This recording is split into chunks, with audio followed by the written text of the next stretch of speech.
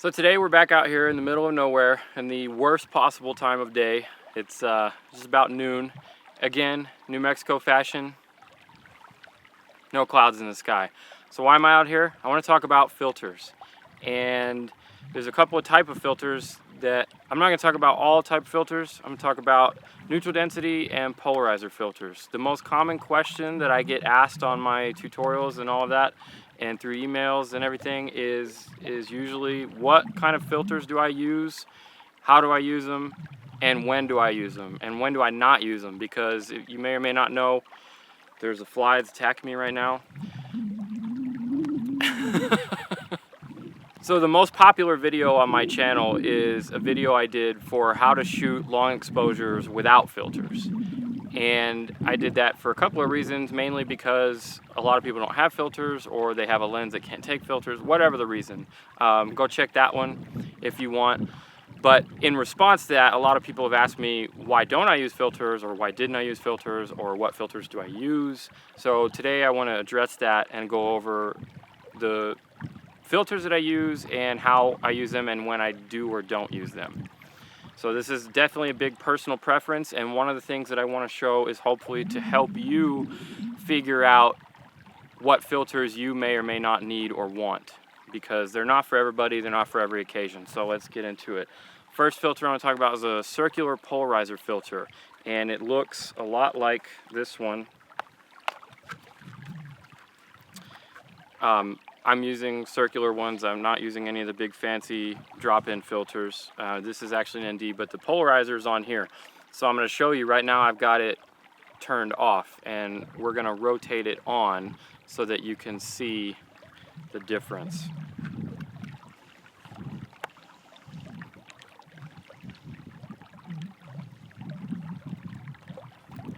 Okay, so now we have basically turned on the filter, and it's not really an on switch or anything, but basically what you do with a circular polarizer is that you rotate it, and it works a lot like these sunglasses.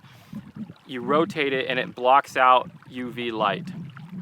So the caveat to, well, let's start with what they do beneficially. First off, it is like a neutral density filter in that it does drop your exposure a little bit. Depending on the company and the strength of the circular polarizer, it'll drop it anywhere from like 1/3 to maybe even a full stop.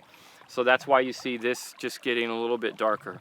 So the other benefits to a circular polarizer that most landscape photographers swear by is, one, not just photographers but videographers, it will help saturate this blue stuff that New Mexico never runs out of, and two, the water down there, it will cut glare. So it'll cut glare in water and glassy reflective surfaces. So not just water, but anything like if you're shooting a car, or if you're shooting for video, you're shooting someone in a car and you're outside of the car, then you put a circular polarizer on. That will help a lot. If you're shooting waterfall against like some really dark rock like slate or anything like that, something that's real reflective, that's gonna cut down the water glare a lot. And if you're shooting streams and stuff like this behind me, this is what passes for a stream in New Mexico, it will help you see a little bit through the water. So if you got fish in there or moss or anything, rocks, whatever, it'll also darken the water, make it look a little blacker. So that's kind of a nice effect. So those are all the pros of a circular polarizer. Now the caveat with a circular polarizer is that it only works if you're 90 degrees from your light source. So it works cross pattern like that. So if you're pointing straight at the sun, or you have the sun straight behind you, it's not going to work. But the more of an angle you go to the sun till you hit that 90, the better it'll work. So right now we're not quite at a 90, but it's still working a little bit based on where we're pointing. So that's a big caveat, because sometimes your circular polarizer is not going to work at all, and you're not going to know that. If you're messing around with it, you need to make sure that you're shooting at the right angles. Otherwise, it's just going to be a piece of glass that's stuck on your lens that's going to lower your IQ. So keep that in mind. Those are the caveats. The next thing I want to talk about is neutral density filters. Now, I shoot both video and stills, and I do landscape and adventure and all that kind of stuff. So the filter that I use the most is actually my neutral density filters. And what neutral density filters do is they simply drop your exposure. So they make it to where you can shoot at either a wider aperture. So if you're shooting video, they help so that you can blur out the background in this harsh light. And if you're shooting photography or stills, they help in a couple of ways. They help for, most people think of them as for waterfalls and stuff like that, which they're great for. They'll slow the water down, and so that you can get that smooth waterfall effect and show that smooth water. Another thing that I use ND filters for a lot that a lot of people don't think of is I use it in flash photography, and I've talked about this a little bit in some of my flash tutorials. But if you're shooting a model or sports or something outdoors and you want to shoot you want to blur the background out and you have a flash on, there's two ways you can do it. Most people will be quick to tell you can do high-speed sync, and that's great, and that means you can turn the high speed on your flash, and then you can shoot at above your shutter sync speed, which is usually 200 to 250th of a second, depending on your camera model. And that's cool, but there's two problems that arise with that. One is that your flash is going to be working overtime. It's going to have to put out more power to overcome that. And so it's going to recycle slower and the battery's going to drain faster. And then, so the way that I get around that is if I don't want to shoot high-speed sync, but I want to shoot outdoors with a flash and I want to blur my model out or the background out, then I'll put a neutral density filter on there, or a couple, depending on the strength that I want. So those are a few of the things that I use neutral density filters for the most. So we're not in the best location in the world to show them off, but we're out here, so I'm going to do a couple of shots with the neutral density filters on the water here, and then I'm going to do a couple of shots with the polarizers, and then I'll put the neutral density filter and stack it on top of the polarizer so that you can see the effect. So real quick though, concerning my other video and some of the flack that I get from other people is why I don't use filters all the time. Well, do you really need a filter? That's the big question, and some of the filter effects can be mimicked quite easily in Photoshop, and I would say that almost all of filter effects can be mimicked in Photoshop, especially when you're concerning ND filters. That's why I made that other video, to show you how to do it without filters. But regarding polarizer filters, you can easily, if you're just going to use a polarizer to saturate the skies and that kind of stuff, then no, you don't need it. You can do it in post. And yeah, a lot of people say, you know, get it right in camera and whatever, but there's a time and a place for everything. What you cannot mimic, no matter what you try in Photoshop, is using a polarizer on the water to cut that glare. There is nothing in Photoshop you can do, or nothing in post that you can do. You have to do that with a polarizer. But if you're not doing that, then to me, a polarizer is not always necessary. I do a lot of adventure type photography. I do a lot of hardcore hiking, and I go in the middle of nowhere. I have a lot of gear, not just photo gear, but I have camping gear, water, food, all this stuff. So it makes what I'm carrying, it makes me very conscious of what I'm carrying. If I don't absolutely need a filter, chances are I'm probably not gonna bring it. I will spend the extra time if I have to personally in post to get those results. So that's where you have to weigh, do you A, want to spend the money on good quality filters, and B, do you want to always carry them with you and have that extra gear? Sometimes the answer is yes to both of those. Fantastic. I would love to have you know, $1,000 worth of Lee filters that are the big 100mm drop-ins, but I don't. I have better things to spend my money on, like travel and other lenses and whatnot. So I use these. This is a B&W filter. It's a mid-range. It's they're anywhere between 70 and 100 bucks. This is depending on the density. So the density, they come in stops. They come in increments of 0.3s, and this is a 0.9, which means that it is a 3-stop filter. So we're gonna shoot this river here. We're gonna shoot this little stream creaky thing, and I'm gonna show you what a 3-stop will do.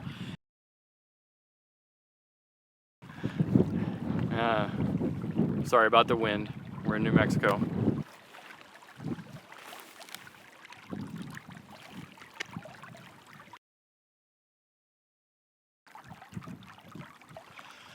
Okay, so I'll go ahead and note my settings real quick just so you can get a gauge for what I'm looking like out here when it's horrible. I have a 3-stop neutral density filter on right now, but in order to get the water smooth, I'm at a little less than half a second. So that's barely enough to me to show what I want to show. And in order to be at about half a second, I'm at f/22. And that's, my lens is maxed out there on the smallest aperture I can get. So that comes with its own inherent IQ problems with diffraction and all that stuff. So that's, you have to weigh that against how dense of a filter you want. And I'm at ISO 100, of course. So here's the image from that. Obviously it's not award-winning or anything like that, but what you can see is the water is smoothed out. So I'll take one now with normal settings so you can see the difference. So here's the one without the filter and the faster normal shutter speed, which I have at about 1/60th of a second at f4. Now here's the one with the ND filter, 3 stops, stopped at f/22 at about a half of a second. Okay, so what I've done is I've taken my circular polarizer off of the camera that's filming, and I put it on here, and then I have stacked my 0.9, my your neutral density filter. Yeah, that one. So I stacked my 3-stop neutral density filter on top of my circular polarizer, so that made it more like a 4-stop now. But the main effect that you're going to see is the reflective surfaces. So here is, one more time, here's the image with just the 3-stop filter, and then let's take the shot.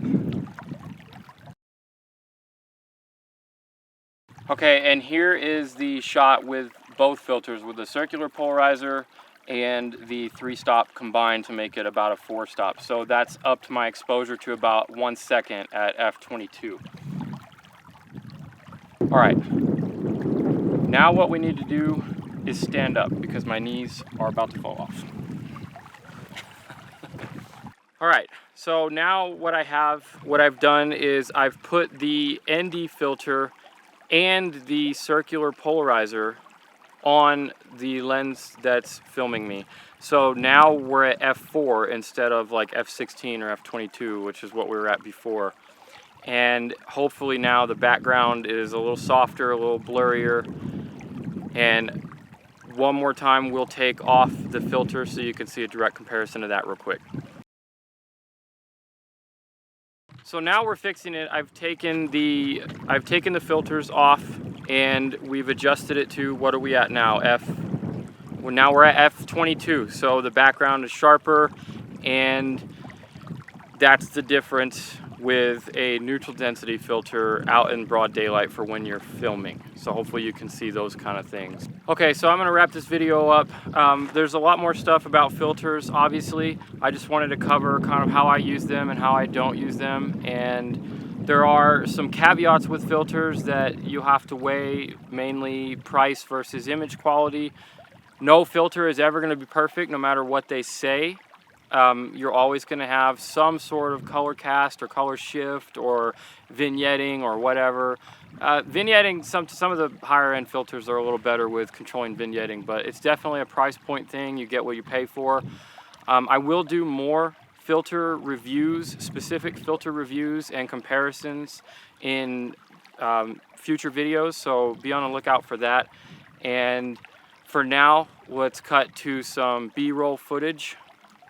We'll go to the stuff that we're shooting with the filter so you kind of see some more examples of in the video between and I'll list in the shots what they are and what I'm using and all the tech stuff.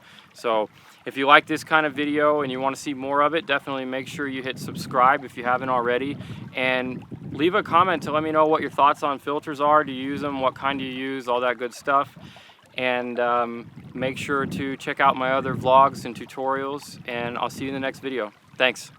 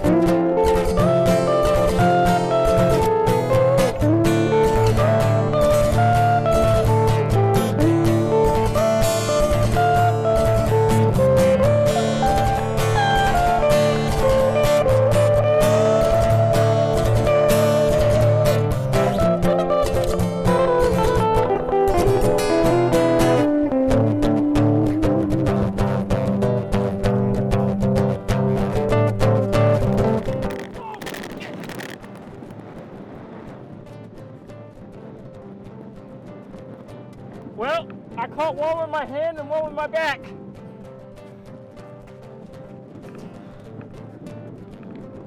It broke. That was a dust devil that just beat the shit out of us.